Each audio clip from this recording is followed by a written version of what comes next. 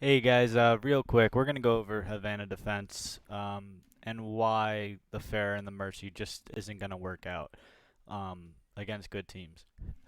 So first we'll start about about the comp that I believe is gonna work better, and the positioning for it. So you can see the four different options for the Widow sightlines there. The Widow's watching, it has like a couple responsibilities. Watching the flanks from the right side, right? Um, Avoiding their enemy widow. So their widow comes out, and my goal is just to avoid the widow, because the widow's not going to get a pick on through the bastion or on our mercy because he's with our bastion. He's literally going to have to switch, and when that happens, this is what exactly what happens. They switch to Hanzo and maybe another spam character, or they run brawl. Now, exactly what happens when that happens is that their Hanzo or their brawl characters cannot initiate with me.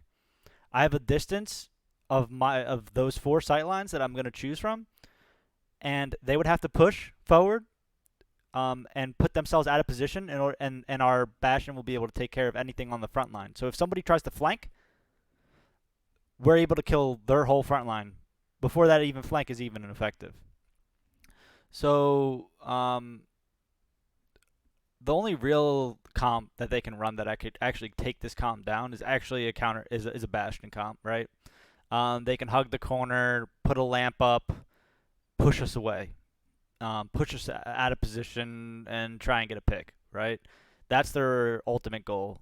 Or option two is to save up ults and spam ults on us, and just basically have more ults, right? Um, so that is basically it, really. And I'm gonna get into why exactly the Fair and Mercy doesn't work right now. So let's do that.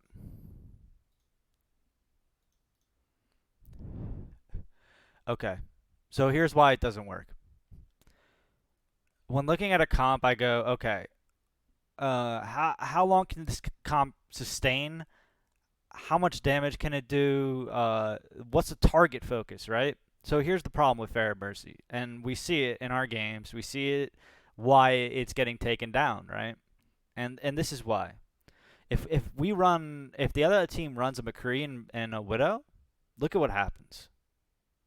The Fair and Mercy only has a select few options that it can choose from to go. And any other option besides this option that I pointed out is out of position. And McCree and Widow can easily get a pick on the Fair or the Mercy, destroying their whole comp. I did that on Havana on attack. We didn't even have a McCree. I think we literally were just able to just take out one or two, and the comp's destroyed. So why even run a Bastion then with that comp then? If you're thinking Fair and Mercy Bastion, why would we even run a Bastion? Because we're putting too much value onto our Pharah, and look at the six players on the enemy team.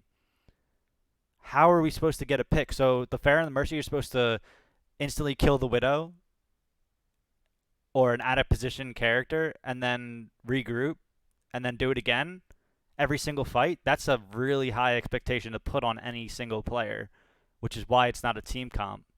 Um, so this is what happens. Why do we have a Bastion, a Baptiste, a Sigma, and a Orisa alone, right? Where are they going to get value in this? If they run Brawl, they literally push fast into our front line and destroy it. There's no stability, and that means the Mercy has to pull away from the Pharah to go with the team, and then the Pharah's out of position and gets killed. It just doesn't add up. If you look at this through a whole picture, it doesn't add up.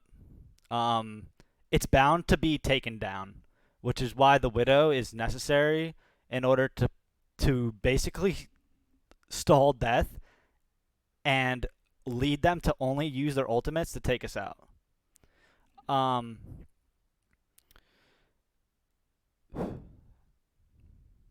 so like I said, the point of the running the Bastion comp is to actually use the Bastion and to have the Mercy pocket the Bastion. Because if we're running this, there's a lot of other comps that they can run. If the Fair doesn't hit every single shot or find the perfect angle, he becomes has no value. The value is taken away from him. Um, yeah, I don't really even need to explain this anymore. This is basic Overwatch 101. This shouldn't need long, in-depth conversations about. If I'm off, okay, tell me, and I'll listen to you, and I'll hear you out.